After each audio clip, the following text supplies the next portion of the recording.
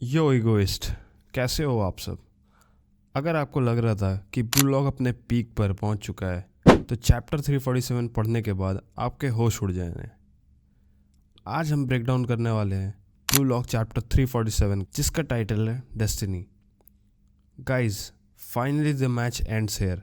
पर किस तरीके से एंड हुआ मैं लिटरली वर्ड्स में एक्सप्लेन नहीं कर सकता। It's pure chaos. ये चैप्टर उतना डायलॉग हैवी नहीं है पर visually it's an absolute masterpiece. तो अगर आप रेडी हो इस रोलर कोस्टर राइड के लिए तो जल्दी से इस वीडियो को लाइक कर दो, चैनल को सब्सक्राइब कर दो और चलो सीधा डाइव करते हैं इस प्योर मैडनेस में।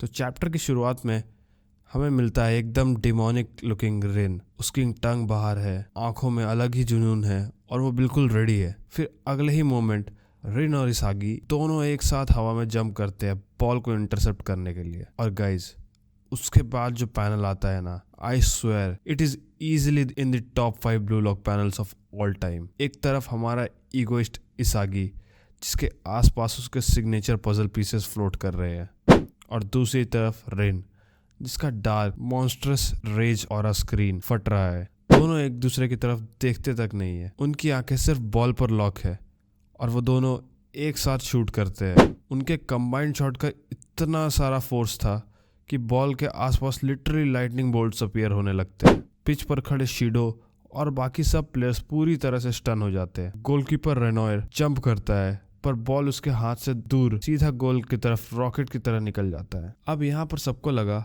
और मुझे भी लगा कि चलो द डे इज सेव्ड। इसागी और रिन ने मिलकर इम्पॉसिबल को पॉसिबल कर दिया। हम एक्सपेक्ट कर रहे थे कि नेट फटेगी और गोल होगा, लेकिन नहीं, यह ब्लू लॉक है। यहाँ मिरेकल्स इजीली नहीं मिलते।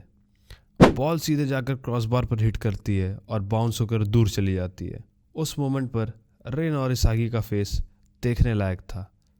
ऐसा लग रहा था कि उनके होप्स, उनके ड्रीम्स उनके आंखों के सामने क्रश हो गए। दोनों पूरी तरह से डिस्पेयर में डूब गए। फन फैक्ट बताऊं, उस पैनल में वो दोनों इतने सिमिलर लग रहे थे कि अगर कोई नया बंदा देखता तो वो बोलता कि दोनों जुड़वा भाई है। The resemblance was crazy. जब बाकी सारे प्लेयर्स इंक्लूडिंग रेन, इसागी, कुनिगामी और शिडो इस शॉक में फ्रीज थे, तब एक प्लेयर था जो रुकने वाला नहीं था, जूलियन लोकी। भाई, ये बंदा लिटरली पिच पर फरारी बन गया। कुनिगामी ने बॉल तक पहुंचने की कोशिश की पर लोकी उसके बगल से जूम करके निकल गया, जैसे कुनिगामी वहां एग्जिस्ट ही नहीं करता है। लोकी बीच फील्ड में थोड़ा रुकता है, ग्रास को ग्रैब करता है, लिटरली ऑरा फॉर्म कर रहा था अपना बंदा, और बोलता है गुड बाय ब्लू लॉक। उसके बाद उसकी आंखें कंप्लीटली चेंज हो जाती है। लाइट हार्टेड लोकी से वो एकदम लॉक्ड इन मॉन्स्टर बन जाता है। लोकी ने अकेले ओटोया, आरयू और आइकू जो कि टॉप डिफेंडर्स है, उन सबको ऐसे ब्लिट्स किया जैसे वो स्टैचूज हो। इसागी गुस्से में देखते रह गया। उसे ईगो की वो लाइन याद आती है कि तुम सब स्ट्राइकर्स हो और लास्ट सेकंड तक अपने गोल के लिए ट्राई करना। इसागी सोचने लगता है रिन का शॉट अटेम्प्ट ईगो के फिलॉसफी के हिसाब से सही था और फिर भी हम हार गए। तो क्या ब्लू लॉक फेल हो गया?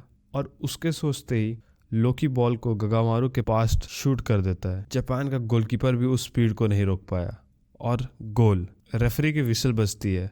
फ्रांस के फैंस पागल हो रहे हैं और जापानीज क्राउड बिल्कुल पिन ड्रॉप साइलेंस और हार्ट ब्रेक में है। The match is officially over. Score 4-2 से फ्रांस जीत चुकी है। लोकी यॉन करते हुए जा रहा है, बोलता है कि मैच काफ़ी बोरिंग था, बस एंड में थोड़ा मज़ा आया, पर असली मज़ा तो अभी शुरू होना था। ह्यूगो ब्लू लॉक वाले को टॉन्ट करता है।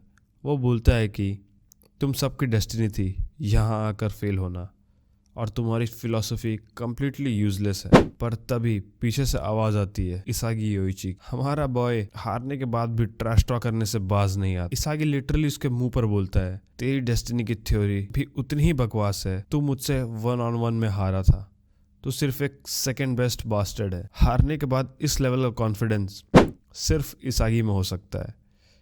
इसागी ने उसको उसकी औकात दिखा दी और सरप्राइजिंग बात यह थी कि उसकी बात सुनकर ह्यूगो एक्चुअली स्माइल करने लगा और बोला तू सच में एक बड़ा पेन है ईगोटिस्ट।